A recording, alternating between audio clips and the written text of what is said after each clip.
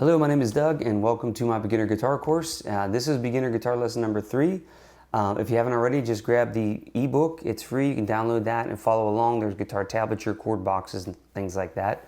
So let's just jump right in. I'm going to do a quick review. So in lesson 1, we learned how to do 1, 2, 3, 4 finger exercises.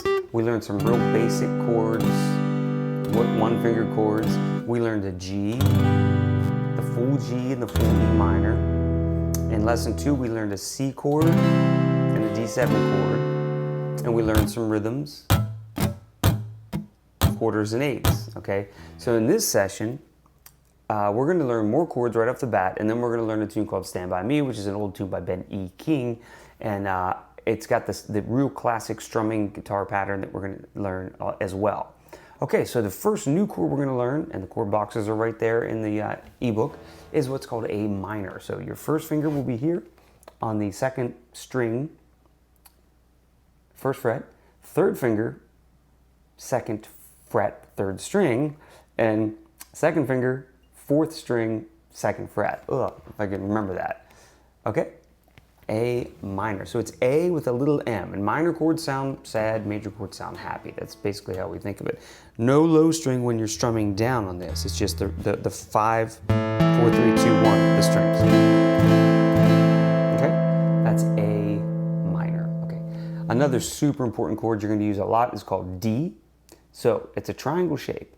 We've got the first finger on the second fret of the third string, the third finger on the third fret of the second string, and the middle finger on the second fret of the high string. And that is a triangle shape there, and that's D. And you're only going to play the top 4 strings on this one. So a way to test yourself, if yours sounds like that, you know, what's happening is your thumb is probably visible.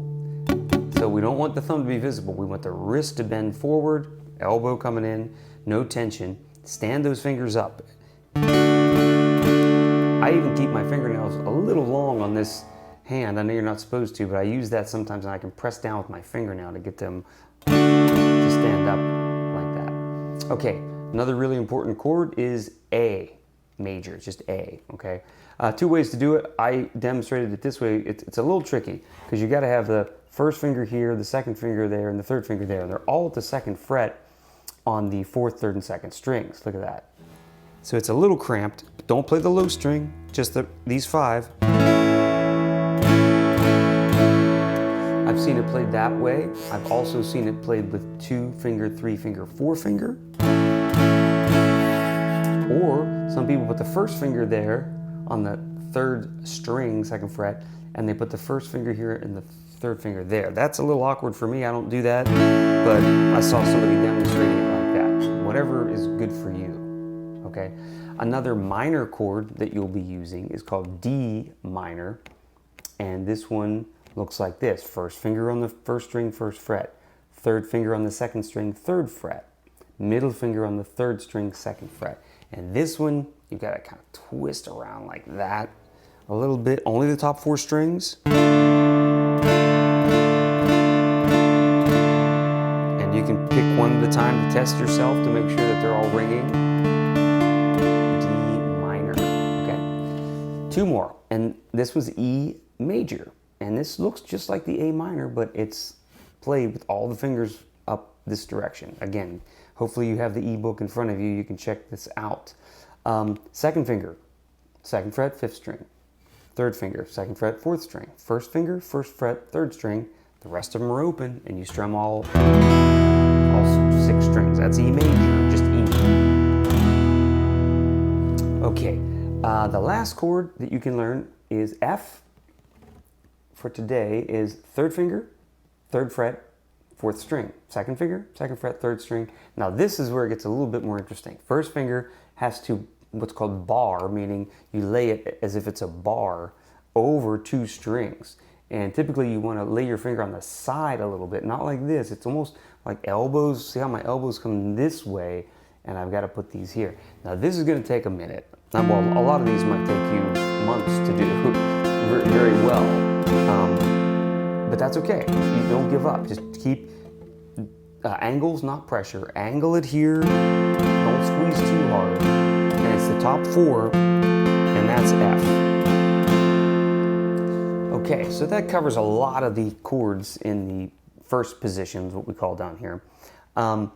Try to do a 1, 2, 3 switch. 1, 2, 3, switch. Maybe to E, you know. You can pick any chords you want.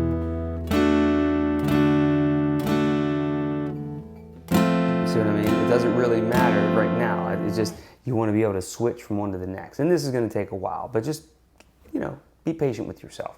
Okay, so now, hopefully, you've come this far, and we are going to learn the song Stand By Me. So it basically kind of goes, when the night has come, you might have heard this, an old song. Land is dark, and the moon is the only light we'll see. You know, kind of like that. So it's the chords that we talked about from the first 2 sessions. G, and it goes to E minor, twist it around into a C, D7, and then from the D7 we're going to go back to the G. So the third finger, actually this whole thing will come forward. It's kind of a neat, from D7 to G, check this out.